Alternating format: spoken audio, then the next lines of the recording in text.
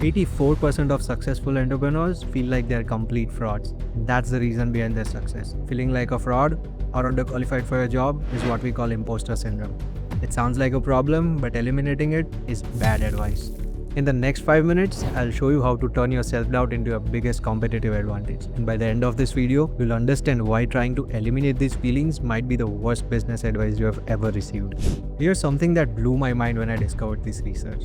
Everybody thinks imposter syndrome is a disease that successful people need to cure. What if I tell you imposter syndrome isn't a bug in your entrepreneurial system? It's a feature. Think about it. When do you feel like an imposter? When you're trying to learn something new?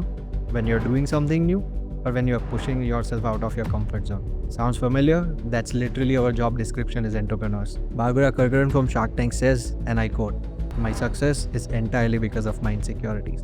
When I look for competitors, I look for people who are insecure because I know I've got myself a winner." She does not look for know-it-all and confident entrepreneurs. She looks for people who are insecure because these are the ones that outperforms everyone else. But here's where it gets interesting. Everyone thinks imposter syndrome is about self-doubt and anxiety, but they miss the bigger picture entirely. A researcher at MIT published a study which completely changed how we understand this. She tracked employees across investment firms, medical training programs, and job interviews.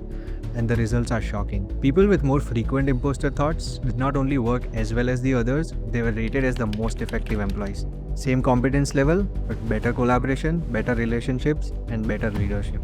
But why? Because when you feel like your competence is questioned, you unconsciously compensate by focusing more on others. You listen more, you ask better questions, and you become more empathetic. You become a better leader because you are not trapped into your own ego. Now, this might only apply to a few people, right? Wrong. That 84% statistic I mentioned earlier, that does not come from a random survey. It comes from comprehensive studies done on entrepreneurs specifically. Now here's the kicker. The more successful the entrepreneur, the higher the rate of imposter syndrome. Serial entrepreneurs who have built multiple companies cannot escape these thoughts either. They just feel different triggers because they start to compare themselves with more successful peers. But here's what separates the winners from the losers. See, not all imposter syndrome is created equally. There's productive imposter syndrome and there's paralyzing imposter syndrome. And the difference is everything. Productive imposter syndrome says, I will need to work harder to deserve this success, while paralyzing imposter syndrome says, I don't deserve this success. See the difference? One drives action, while the other drives self-sabotage. Now, how to channel this into competitive advantage?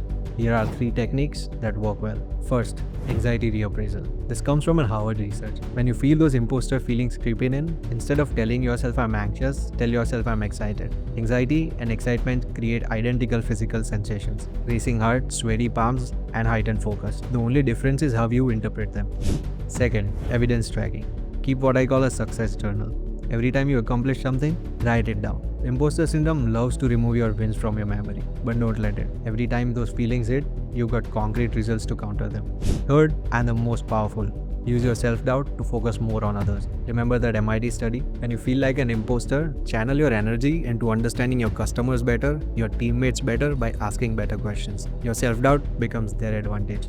Here's the bottom line. Imposter syndrome isn't something you need to get rid of, it's something you need to harness. It's your internal compass pointing you towards growth opportunities. It's your motivation to work harder, learn faster, and connect deeper with people around you. So next time when you feel like you don't belong into that room, that might be the exact reason why you should be there. Stop trying to eliminate imposter syndrome. Start weaponizing it. If this resonated with you, I want to hear about it. Drop down a comment and tell me about a time when feeling like an imposter pushed you to achieve something bigger. And if you want more content around psychological barriers turning into business advantages, don't forget to subscribe.